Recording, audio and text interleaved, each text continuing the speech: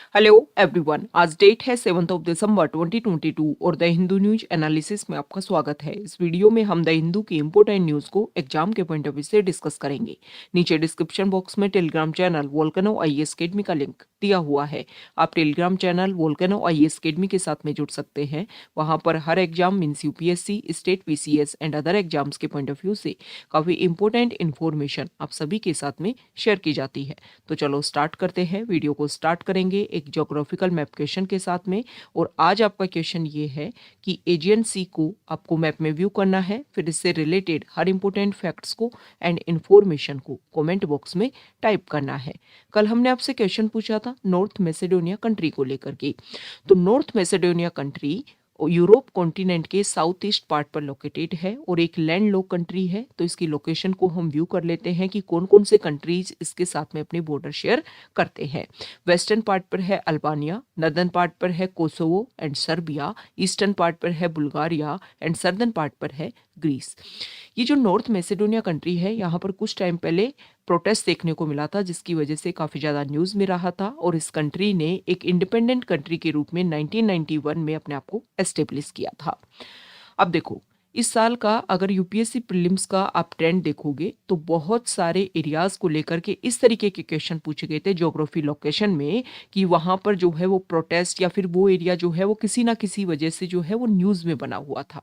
Okay, तो देखो वैसे यूपीएससी अपना ट्रेंड जो है वो रेगुलर फॉलो नहीं करता है, तो इसके अकॉर्डिंग हमें इस तरीके से फोकस नहीं करना है। बस हमें ये ध्यान में रखना है कि ज्योग्राफी लोकेशन को लेकर के किस किस तरीके से क्वेश्चन पूछा जाता है और हमें एक अवेयरनेस इससे क्रिएट होती है कि अच्छा, इस तरीके से रिलेट करके जो है वो भी क्वेश्चन पुट ऑन किए जा सकते हैं। तो जब भी आप ज्योग्राफी लोकेशन को व्यू करो तो उससे रिलेटेड हर पॉइंट को हर तरीके से उसको व्यू करने की कोशिश करो कि कौन कौन सा ज्योग्राफिकल लोकेशन है स्पेसिफिक, वहां पर कोई माउंटेन, कोई रिवर ये एस्टेब्लिश है तो वो आपको पता होना चाहिए। तो इस तरीके से बेसिक फैक्ट है नॉर्थ मैसेडोनिया कंट्री को लेकर के और एक अवेयरनेस है कि किस तरीके से ज्योग्राफी को लेकर के, लोकेशन को लेकर के क्वेश्चन पूछे जाते हैं।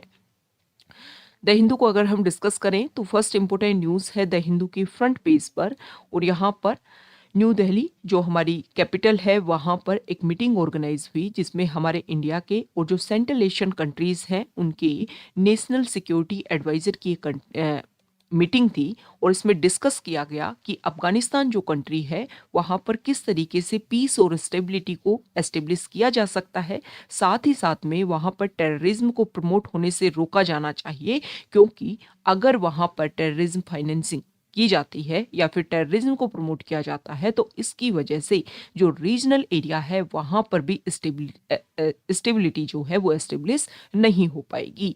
तो उसी को फोकस करते हुए ये नेशनल सिक्योरिटी एडवाइजर की मीटिंग हुई और इसका जो प्रोविजन है उसका अगर हम डिस्कस करें तो जनवरी में सेंट्रल एशियन कंट्रीज और हमारे इंडिया के बीच में एक नेशनल सिक्योरिटी एडवाइजर की एक वर्चुअल समिट हुई थी और उसी में इस पॉइंट के ऊपर फोकस किया गया था कि टाइम टू टाइम जो हमारे नेशनल सिक्योरिटी एडवाइजर है उनमें डिस्कशन हो, ताकि जो भी हमारे रीजनल एरिया में जो इश्यूज हैं उनको सोल्व किया जा सके। और इस मीटिंग में फोकस किया गया कि अफगानिस्तान में किस तरीके से पीस एंड स्टेबिलिटी को लाया जा सकता है। ओके, तो यहाँ पर सेंट्रल एशियन कंट्रीज की बात हुई है, उनका मैप हम व्यू करेंगे, उससे रिलेटेड जो भी इंपॉर्टेंट फैक्ट्स हैं उनको हम डिस्कस करेंगे। तो यहाँ पर अगर हम देखें तो सेंट्रल एशियन कंट्रीज में Kazakhstan, Uzbekistan, Turkmenistan, Tajikistan and Kyrgyzstan ये कंट्रीज हो गए। यहाँ पर कजाकिस्तान जो कंट्री है वहाँ पर लेक बाल्कस एग्जिस्ट करती है। ये है अराल सी। अराल सी जो है वो कजाकिस्तान और उज्बेकिस्तान जो कंट्री है उनके बॉर्डर एरिया पर लोकेटेड है, मतलब दोनों कंट्री में एग्जिस्ट करता है। ये जो अराल सी है ये टाइम के साथ में इसका एरिया काफ़ी ज़्यादा डिक्रीज हुआ है और इसको लेकर के भी यूपीएससी ने क्वेश्चन पूछा था कि कौन सा ऐसा एरिया है जिसके ऊपर टाइम के साथ में इफेक्ट देखने को मिला है। तो अगर आप अपना एटलस यूज़ करते हो तो उसमें भी स्पेसिफिक ऑक्सफोर्ड का जो एटलस आप यूज में करते हो उसमें भी स्पेसिफिक अराल सी के बारे में वहां पर बताया हुआ है। ओके, तो अभी हमने स्टार्टिंग में डिस्कस किया कि किस तरीके से ज्योग्राफी लोकेशन को लेकर के क्वेश्चन पूछे जाते हैं। और यहाँ पर हमने डिस्कस किया कि कोई भी जो ज्योग्राफिकल लोकेशन है उसको डायरेक्टली यूपीएससी में डायरेक्टली क्वेश्चन जो है वो काफ़ी कम पूछे जाते हैं, इनडायरेक्टली रिलेट करके या कोई स्पेसिफिक जो पॉइंट जो उससे रिलेटेड है या फिर न्यूज़ में है कोई स्पेसिफिक इफेक्ट। और प्रेजेंट टाइम में अगर हम देखें तो एनवायरमेंट, क्लाइमेट चेंज, ये मेजर ऐसे पॉइंट है कि इनसे रिलेटेड कोई भी एरिया अगर न्यूज़ में रहता है तो उसकी लोकेशन आपके लिए काफ़ी ज़्यादा इंपॉर्टेंट हो जाती है। अब देखो ये समरकंद है। समरकंद अभी एचसीओ की जो मीटिंग, संघाई कॉर्पोरेशन ऑर्गेनाइजेशन की जो मीटिंग हुई और उसमें इंडिया भी उसका पार्ट है, तो हमारे लिए इंपॉर्टेंट हो जाता है उसकी लोकेशन। ओके, आप कमेंट बॉक्स में बता दोगे कि संघाई कॉर्पोरेशन ऑर्गेनाइजेशन को इंडिया ने कब ज्वाइन किया था और कौन से कंट्रीज ने साथ में ज्वाइन किया था इंडिया के। ये आप कमेंट बॉक्स में बताओगे कौन सी मीटिंग थी, कहाँ पर वो मीटिंग ऑर्गेनाइज हुई थी। क्योंकि इंडिया स्पेसिफिक कोई भी जो टर्म है वो हमारे लिए ज़्यादा इंपॉर्टेंट हो जाती है। ओके, तो ये सेंट्रल एशियन कंट्रीज की लोकेशन है।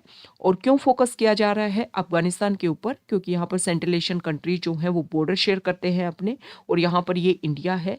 और अभी कुछ टाइम पहले जो यहाँ पर तालिबान जो प्रेजेंट टाइम में रूल कर रहा है, उन्होंने इंडिया को लेकर के बोला भी है कि जो भी वो अपना यहाँ पर इन्वेस्टमेंट कर रहे थे अफगानिस्तान में, जो भी प्रोजेक्ट्स में हेल्प कर रहे थे वो रेगुलर करें। हमें ज़रूरत है प्रेजेंट टाइम में कि हमें जो है वो जो भी यहाँ पर बेसिक इंफ्रास्ट्रक्चर जैसे स्कूल हो गया, हॉस्पिटल्स हो गए, रोड्स हो गए, डैम हो गया, पार्लियामेंट हो गया, इन सभी में इंडिया ने काफ़ी ज़्यादा अपना इन्वेस्टमेंट वहाँ पर किया है ताकि हमारे कोर्डियल रिलेशन जो है वो अफगानिस्तान के साथ में बने रह सकें।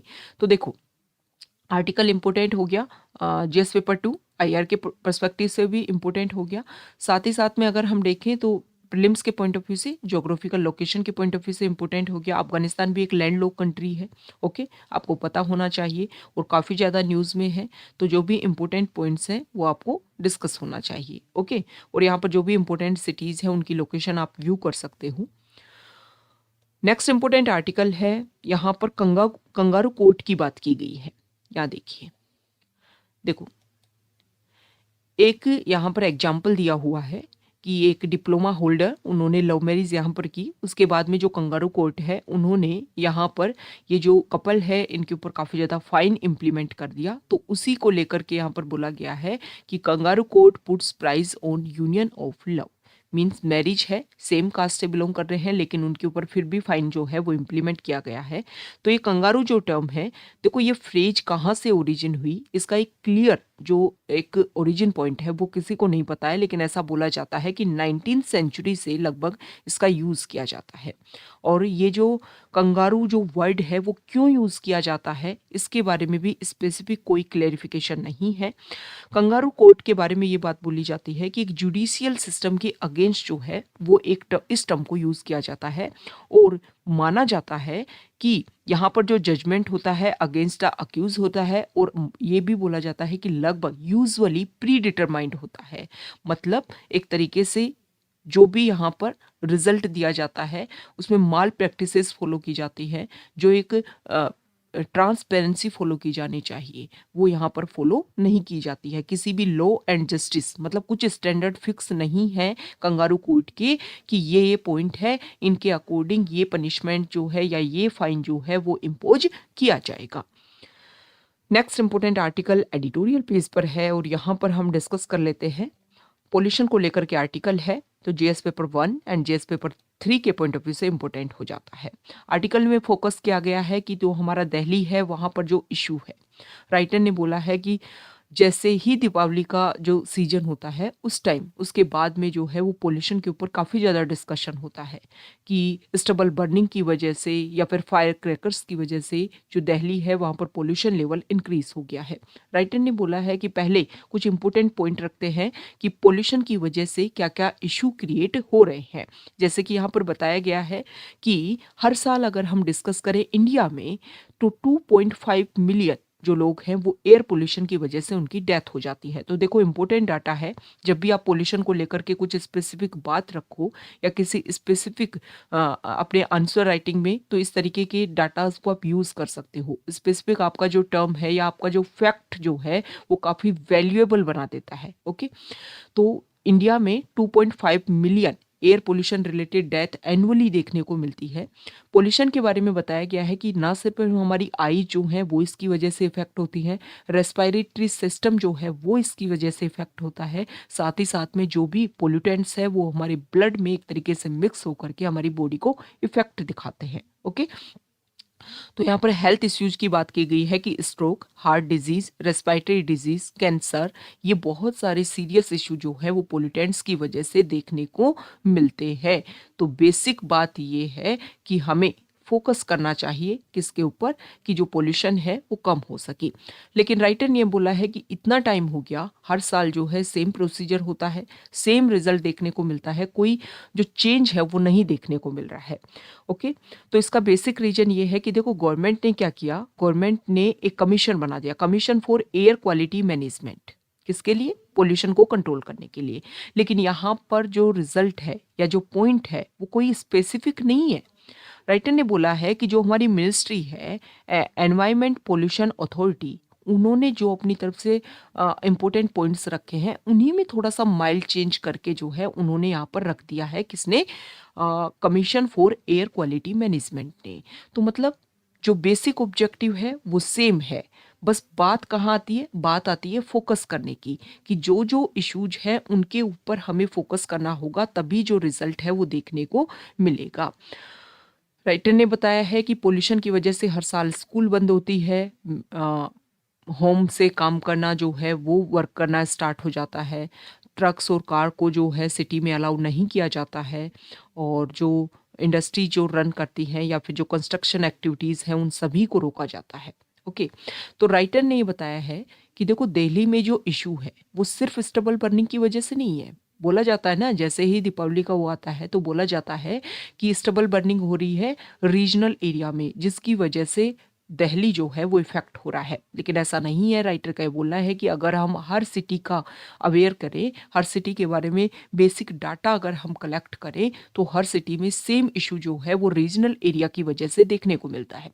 राइटर ने बोला है कि हाँ, स्टेबल बर्निंग का इशू कम हो सकता है, लेकिन जो अल्टरनेट पॉइंट के ऊपर या अल्टरनेट एग्रीकल्चर क्रॉप के ऊपर जो हम फोकस करवाने की बात कर रहे हैं फार्मर्स को, उसके लिए हमें कंपनसेट करना होगा फार्मर्स को। अब वो अपने लेवल पर तो अपने आप को ट्रांसफर करेंगे नहीं। गवर्नमेंट जो है वो यहाँ पर इनिशिएटिव स्टार्ट करे, जो भी फार्मर्स जो है जो यहाँ पर पैडी के ऊपर, पैडी कल्टिवेशन के ऊपर अपने आप को फोकस करते हैं, तो अल्टरनेट क्रॉप के ऊपर ले जाने के लिए हमें उनको कंपनसेशन देना होगा, तब जा करके वो अपने आप को चेंज करेंगे और अल्टरनेट क्रॉप के ऊपर आएंगे, जिसकी वजह से स्टबल बर्निंग इशू जो है वो देखने को कम मिल सकता है।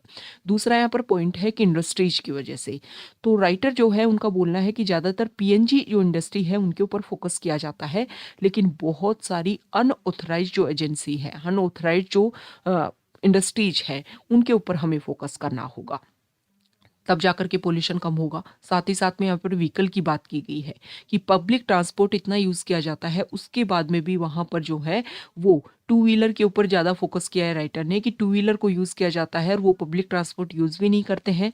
वहाँ की जो फैमिली है, जो पॉपुलेशन है, और टू व्हीलर यूज़ करते हैं, जिसकी वजह से काफ़ी ज़्यादा पोल्यूशन देखने को मिलता है।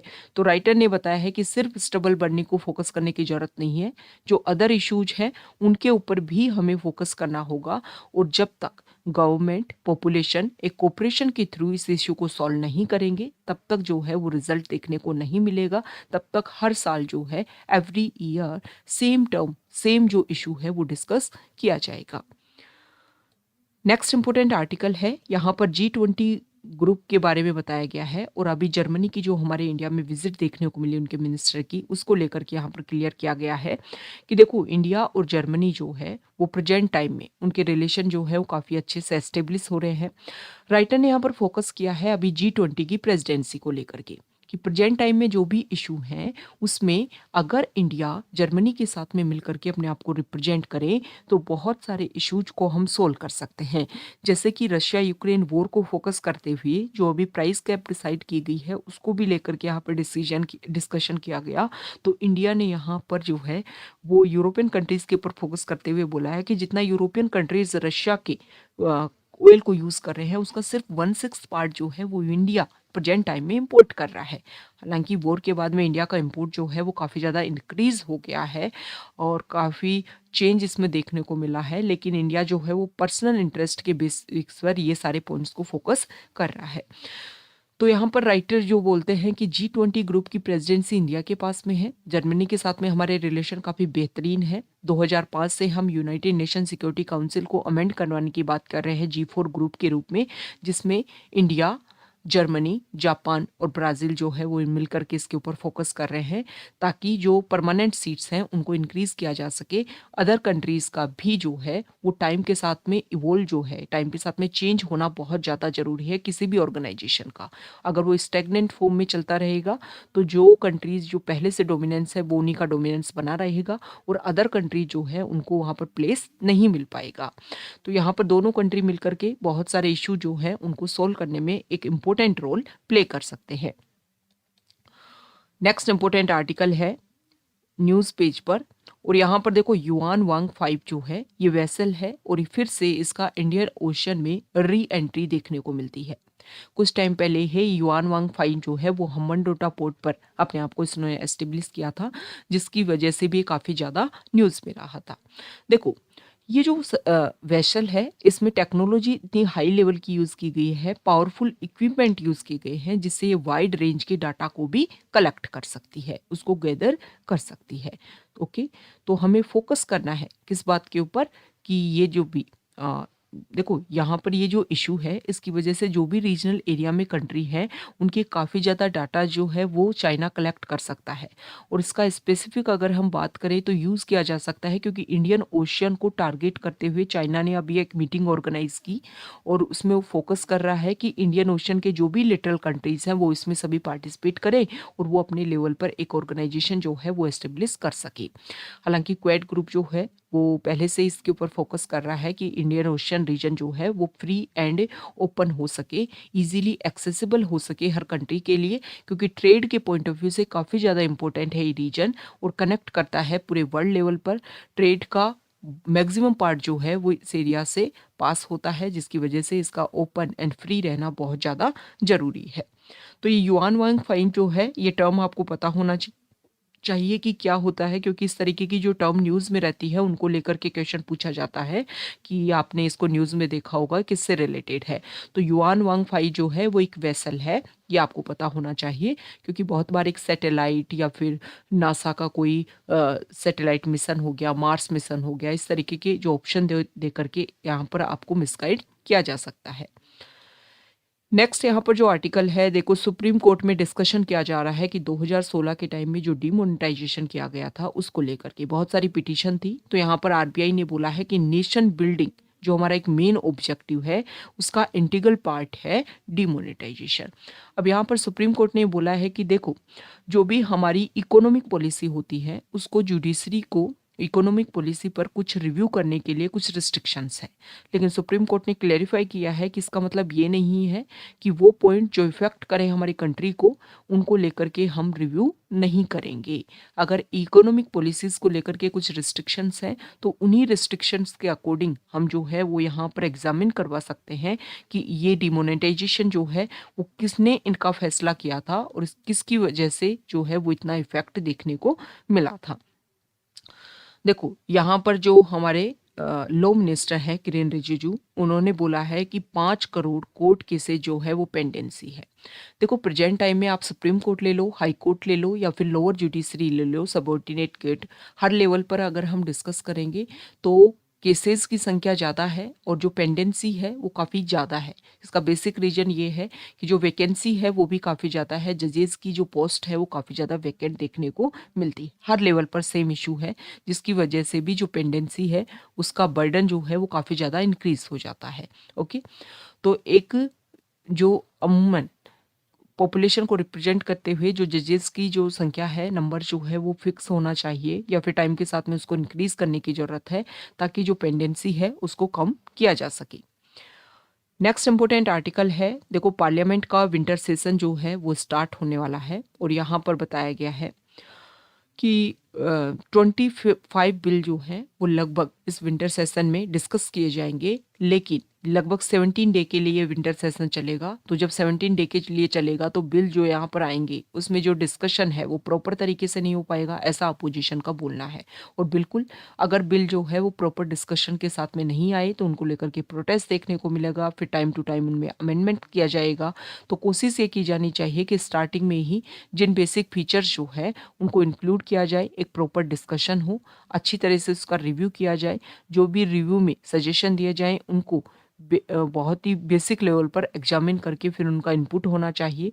तभी जा कर के बिल जो है वो एक्ट में कन्वर्ट होकर के इंट्रोड्यूस होना चाहिए, ताकि उसका रिजल्ट जो है वो भी कन्वर्ट हो सके। तो देखो, जो हमारे कॉन्स्टिट्यूशन है उसमें सेशन के बारे में कुछ भी नहीं बताया गया है। सिर्फ इतना बताया गया है कॉन्स्टिट्यूशन में कि पार्लियामेंट के जो 2 सेशन होंगे उनमें 6 महीने का, 6 मंथ से ज़्यादा का गैप नहीं होना चाहिए। ओके। और यहाँ पर एक ट्रेडिशन है हमारे इंडिया में, 3 सेशन फॉलो किए जाते हैं पार्लियामेंट के। विंटर सेशन हो गया, और मानसून सेशन हो गया, और बजट सेशन हो गया। ओके। यहाँ पर बताया गया है कि जो विमेन रिजर्वेशन बिल है उसको रीइंट्रोड्यूस किया जाएगा। मतलब सभी पार्टी जो है वो इसके ऊपर फोकस कर रही है कि पार्लियामेंट में और जो स्टेट लेजिस्लेटिव असेंबली है वहाँ पर 1/3 सीट जो है वो विमेन के लिए रिजर्व की जाए। इस बिल को यहाँ पर दोबारा से रीइंट्रोड्यूस किया जा सकता है। इसके अलावा अदर इश्यूज कि जो इलेक्शन कमीशन है उसमें भी कुछ ऐसे चेंज होने चाहिए, उनको लेकर के भी यहाँ पर फोकस किया जा सकता है। डिस्कशन किया जाएगा कि उनका जो अपॉइंटमेंट है इलेक्शन कमिश्नर का, क्योंकि अब अरुण गोयल जो एक IAS थे और उनका जो अपॉइंटमेंट है वो बहुत ही हरी में 24 आवर में उनका अपॉइंटमेंट देखने को मिला एज इलेक्शन कमिश्नर। तो उनका अपॉइंटमेंट जो है वो एक प्रोसीजर, एक कमेटी के थ्रू होना चाहिए, ऐसा प्रेजेंट टाइम में रिव्यू किया जा रहा है। तो इन सारे पॉइंट्स को लेकर के यहाँ पर डिस्कशन किया जा सकता है। ओके। तो ये आज का हमारा द हिंदू न्यूज़पेपर का डिस्कशन था। अगर आप यहाँ तक आए हैं, वीडियो आपको अच्छा लगा है तो प्लीज़ वीडियो को लाइक कीजिए, शेयर कीजिए और चैनल को सब्सक्राइब कीजिए। Okay, thank you.